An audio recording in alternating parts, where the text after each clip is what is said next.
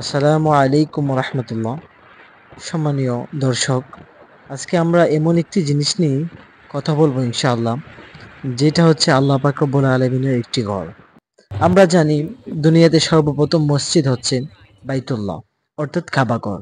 এই মসজিদ নির্মাণের পর থেকে আল্লাহ পাক রব্বুল আলামিনের সিজদা দেওয়ার জায়গা মসজিদ সেটা বৃদ্ধি পেয়েছে, কখনো সেটা কমেনি। তারই ধারাবাহিকতায় কিশোরগঞ্জের একটি ঐতিহ্যবাহী মসজিদ, যেটাকে সবাই বলেন শাহ মাহমুদ মসজিদ।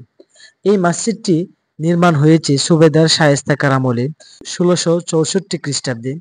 এগারে সিন্ধুর তৎকালীন একজন প্রখ্যাত ব্যবসায়ী ছিল, যিনি এই কিশোরগঞ্জ অঞ্চল দিকে ব্যবসা করতে এসেছিলেন। তখনকার সময়ে তিনি একটি মসজিদ নির্মাণ করে গিয়েছিলেন এখানে। এটা হচ্ছে মূলত এলাকাবাসীর একটি মত।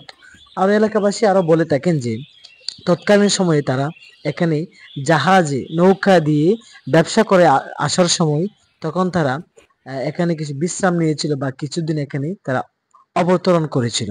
অবতরণ করার পরে তারা এখানে একটি মসজিদ নির্মাণ করে, যার নাম, যিনি মসজিদ নির্মাণ করে তার নাম অনুসারেই শাহ মাহমুদ মসজিদ রাখা হয়।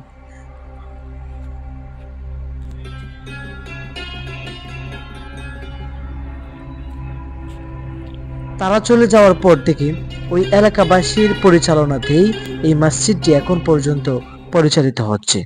তো আল্লাহ পাক রব্বুল আলামিনের এই ঘরে অনেক সৌন্দর্যমণ্ডিত কিছু চিত্র রয়েছে। চারদিকে রয়েছে সুন্দর একটি বেষ্টনী দেওয়া প্রাচীর। হ্যাঁ, এর প্রবেশ পথে একটি সুন্দর দোতলা ঘর রয়েছে, যেটাকে বলা হয় বালাখানা। এই মসজিদের ভিতরে ও বাইরে সুলতানি আমলের চিত্র ফলক দ্বারা অলঙ্কৃত, যে ফলকগুলো অসাধারণ সৌন্দর্য ফুটিয়ে তোলে। বর্গাকৃতির নির্মিত শৈলীর অধিকার এক গম্বুজ বিশিষ্ট এই মসজিদের গম্বুজটি সবচেয়ে সুন্দর। এই মাঝখানে বিশাল একটি গম্বুজ রয়েছে, যেই গম্বুজটি মসজিদের সৌন্দর্যকে অধিক হারে তুলে দিয়েছে।